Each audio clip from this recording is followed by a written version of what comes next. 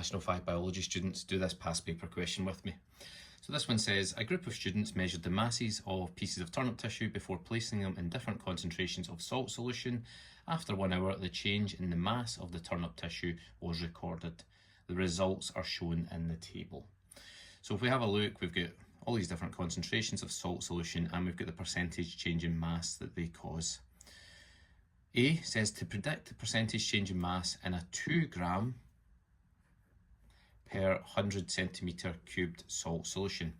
Now we know what 1 is and we know what 3 is, okay? So 1 is 17 and 3 is 11. So for 2, which is halfway between 1 and 3, we would expect the percentage change to be halfway between 11 and 17. And that is going to be plus 14, isn't it?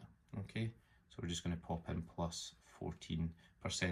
Now the SQ actually would give you the mark if you put any value that's between 11 and 17. You don't have to be as precise as 14, but that's what we would predict it would be.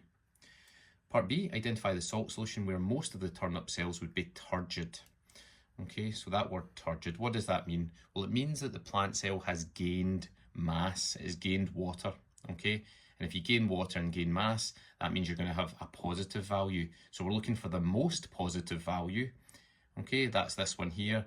So the concentration that we're looking for is going to be 1 grams per 100 centimetres cubed. Part C, the pieces of turnip used in this investigation all had a starting mass of 6 grams. Calculate the final mass of the piece of turnip in the 8 gram per 100 centimetre of salt solution. Okay, so this is a wee bit of a tricky question, but we'll have a look at it and see how we can work it out. So we know that the starting mass is 6. We know that the concentration, the percentage change for that concentration of 8 is going to be minus 9. Okay, so we're looking at our percentage change calculation here. Now, the difference is going to be here, we don't have the start and the finish mass. Instead, what we have is we have this 9% change, okay? We have that minus 9% change, okay, which we get from the 8 grams salt solution.